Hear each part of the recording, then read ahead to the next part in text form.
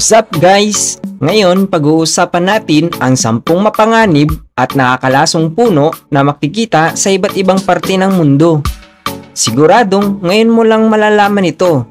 Tara, simulan na natin. 10. Brazilian Pepper Tree. Ang Brazilian Pepper Tree ay isang uri ng invasive na halaman na kilala sa kanyang potensyal na masamang epekto. Matatagpuan ito sa Timog Amerika. Ito ay kumalat sa iba't ibang rehiyon, kabilang na ang Timog Silangang Estados Unidos. Ang puno ay nakilala sa kanyang mga kakaibang dahon at pula nitong mga bunga. Itinuturing na invasive ang puno na ito sa ilang lugar, kung saan ito ay naipagkompetensya sa ibang halaman at nagdudulot ng pagbabago sa lokal na mga ecosystem.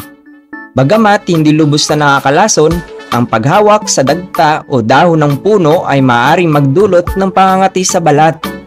Ang mga pula nitong bunga ay kaakit-akit, ngunit maaaring maging problema, kung saan kinakain ito ng mga ibon at nagiging sanhi ng pagkalat ng mga buto na nagdadagdag sa pagdami nito.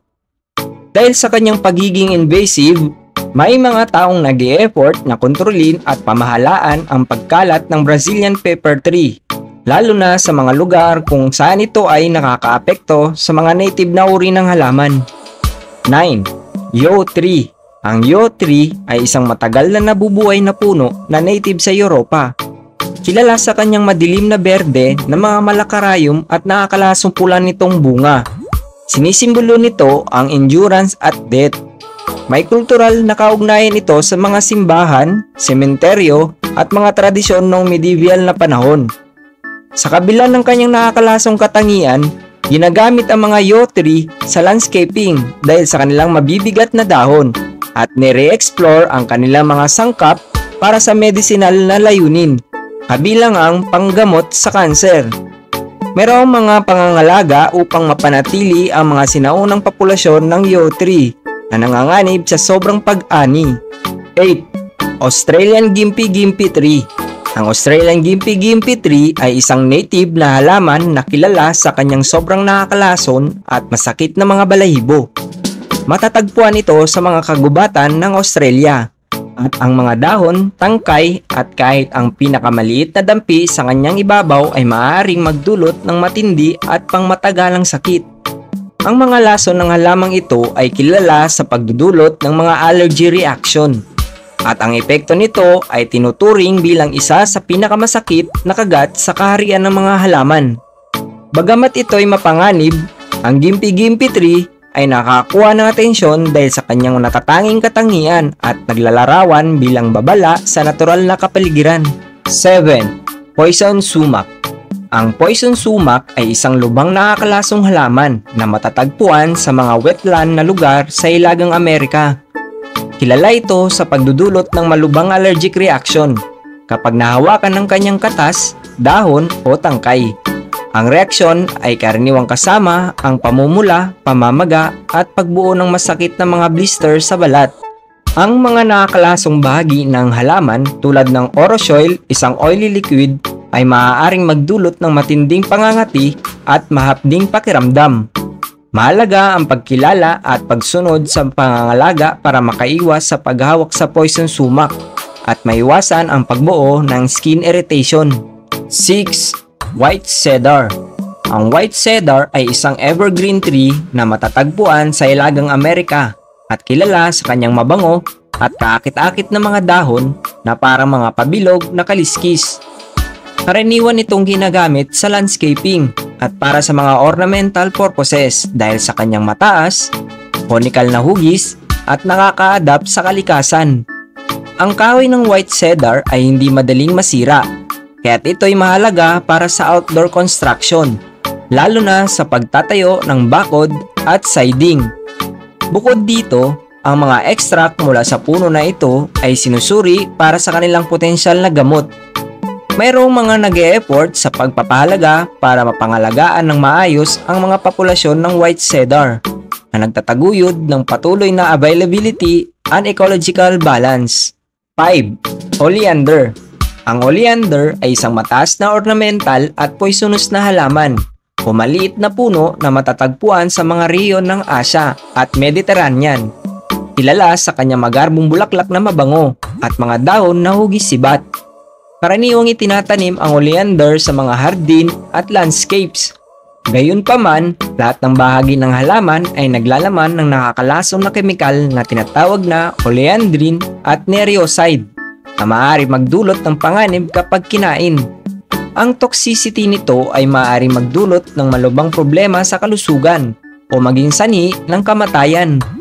Bagamat mapanganib, ang oleander ay nahangaan sa kanyang aesthetic na kagandahan at inirekomenda ang pag-iingat sa pag-aalaga at pagtatanim nito, lalo na sa mga lugar na madaling maabot ng mga bata at alaga. 4. Horse chestnut. Ang horse chestnut ay isang namumugadkad na puno na native sa Balkans. Ngunit malawakang itinatanim sa iba't ibang rehiyon.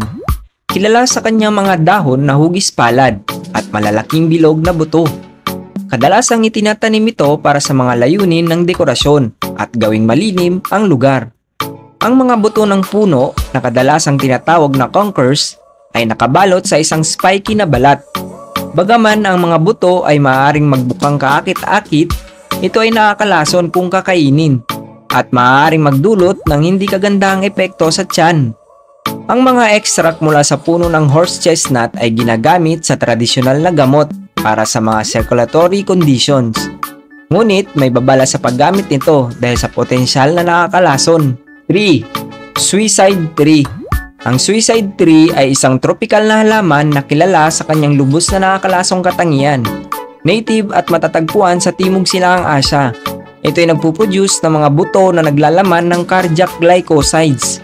Ang mga buto ay kamukha na maliit na mangga at ang kanilang nakakalasong katangian ay maaaring magdulot ng malubhang komplikasyon sa kalusugan, kabilang ang cardiac arrest at kamatayan kung ito ay malunok. Sa kasamaang palad, ang mga buto nito ay reported sa mga kaso ng mga intentional poisoning na nagbibigay sa halamang ito ng kanyang nakakatakot na palayaw. Ang nakakalasong katangian ng suicide tree ay nagbibigay diin sa kamalayan at pag-iingat tungkol sa kanyang presensya, lalo na sa mga lugar na madaling ma-access ng tao. 2. Castor bean plant. Ang castor bean plant ay isang tropical perennial plant na kilala sa kanyang malalaking mga dahon at matinik na balat ng buto. Native ito sa Africa.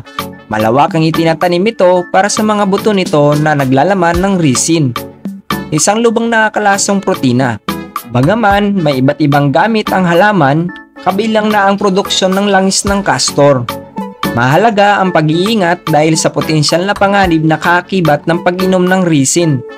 Ang toxicity ng castor bean plant ay nagiging alintana sa mga aksidente o sinasadyang pagkalason na nagpapatibay sa kahalagahan ng pag-iingat sa paghawak at pagpopromote ng awareness sa mga posibleng panganib nito.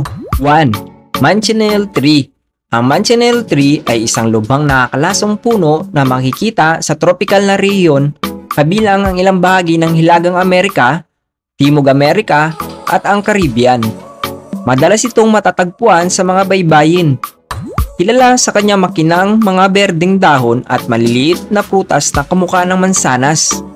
Bagaman ito'y tila kaakit-akit sa anyo, lahat ng bahagi ng puno ay naglalaman ng matinding lason, kabilang ang porbol at iba pang kemikal na nakakapinsala sa balat.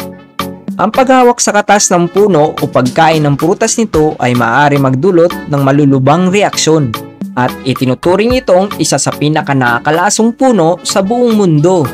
Dahil sa mga panganib nito, mahalaga ang pag-iingat at awareness sa panganib ng Manchineel tree toxicity, lalo na sa mga lugar na madaling ma-access ng mga tao. Ito lamang ang 10 mapanganib at nakakalasong puno na matatagpuan sa iba't ibang bahagi ng mundo. Mahalaga ang paalala na bagaman ang mga puno na ito ay may potensyal na nakakapinsala, sila ay bahagi ng iba't ibang mga ecosystem at ang pag-iingat lagi dapat pairalin kapag umahawak sa kanila. Ikaw, ano pa sa tingin mo ang iba pang nakakalasong puno? Comment down below para malaman din namin ang sagot mo. Maraming salamat sa panonood. Para makapanood pa ng video kagaya nito, please like and subscribe.